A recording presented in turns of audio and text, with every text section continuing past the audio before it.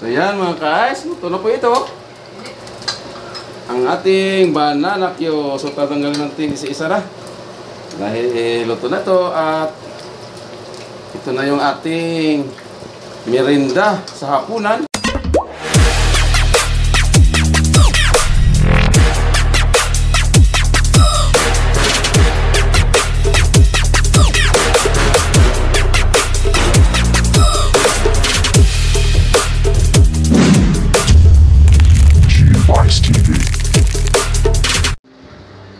What's up mga guys? Magandang hapon po sa lahat. So, nandito na tayo sa bahay at karating lang natin. So, puro tayo luto ng ulam sa hapunan.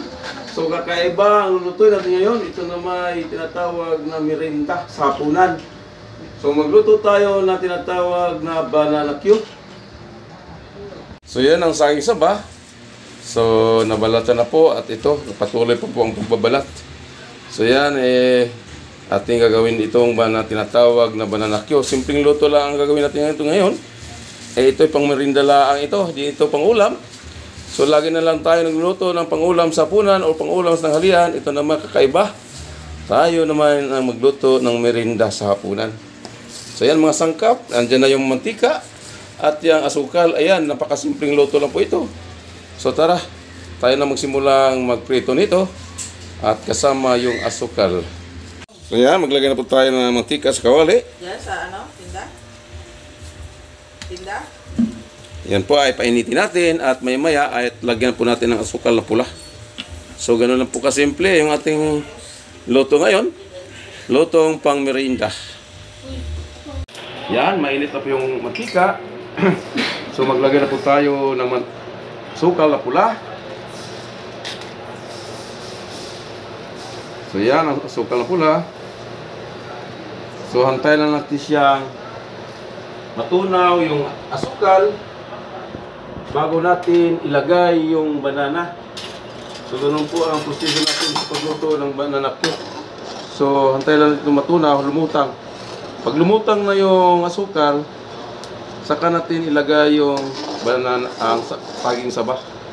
Yan, katulad yan, malapit na po matunaw yung asukal. So haluin lang po natin sa mantika. Pag ito'y lumutang na yung asukal, ilagay na po natin yung saging saba. Ganon po ang proseso sa pagluluto ng banana Q. Hindi kaagad natin ilalagay na hindi pa tunaw yung asukal dahil buo-buo ang dumidikit doon sa banana Q. Kailangan matunaw talaga yung asukal. Ayan, lumutang na po yung asukal. Ayan o, kita nyo. So lumutang na po yung asukal. Lumutang na po sa mantika. Nakita nyo ga, lumutang na po yung asukal sa mantika. So ngayon ilalagay na natin yung saging saba.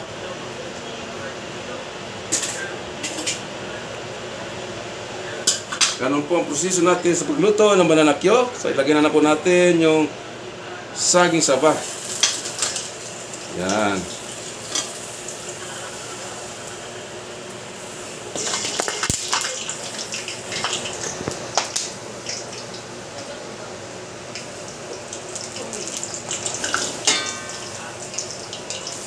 Simpleng luto sa banana Q. Ayan. Sunog ang banana Q. Halo-haloin. Ganun lang po ang proseso sa pagluto ng banana Q. Yan, dumidikit na po yung asukal sa ating banana.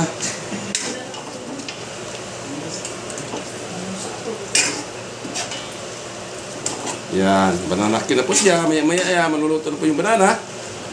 So mayroon na tayong merienda. So yan po mga guys, abang yung maya-maya pagluluto na. So yan mga guys, ito na yung ating banana Q. Luto na po. So unang batch ng ating pagluluto. Ayan. So tingnan nyo guys yung aking nilutong banana Q.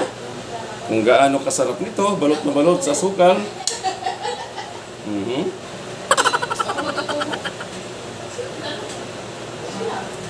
Ayan na ang banana Q ni Mang Ronald. Ito na po. So yan ay merienda sa hapunan.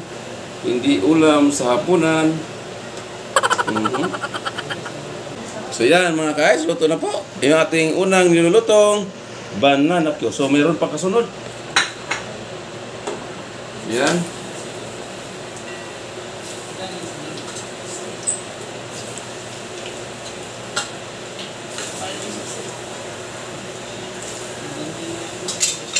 So lagyan natin lahat.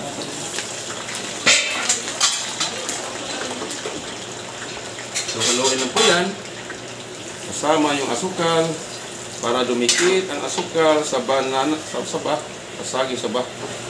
Ganun po ang proseso natin sa pagluluto ng banana Q.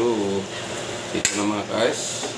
So ayan, dumikit na agad yung asukal sa saging.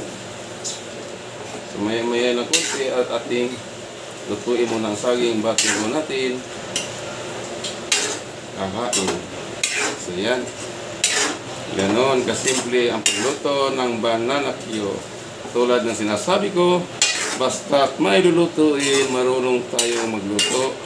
Kahit anong gang lulutuin natin, basta importante may lulutuin po tayo. Okay. So yan, maluluto na rin itong pangalawang batch natin. So yan, medyo ano na siya. Ganun po. Pagkatapos nito ay tugtugin na po ito para maibenta. Ay wala na pong kita si Chub Ice TV. Dahil magtitinda na lang tayo ng banana Q sa labas. Pati mga kapitbahay ay ati ialok ito. Ayan, malapit na po itong maluto. Yan, dalawang piraso 20. Mahal ang banana Q ngayon at saka asukal at saka mantika. Pwede na ito. Ayan mga guys, malapit na po siya maluto. Yung pangalawang batch natin sa ating tinatawag na banana Q special. Ayan. Ilang saglit na lang po ito at maluluto na at tugtugin na po natin at ialok natin sa ating kapitbahay. So ayan mga guys, luto na po ito. Ang ating banana Q. So tatanggalin natin isa-isa na. Dahil luto na to at ito na yung ating merienda sa hapunan. Ayan.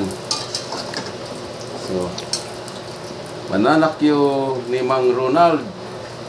#ChubIceTV. Ayan mga guys.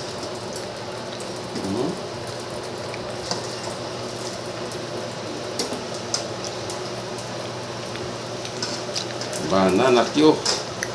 So, pag hindi ito maubos, ay, alok na natin sa kapitbahay. Alok natin ng libre kung ayaw nilang bumili.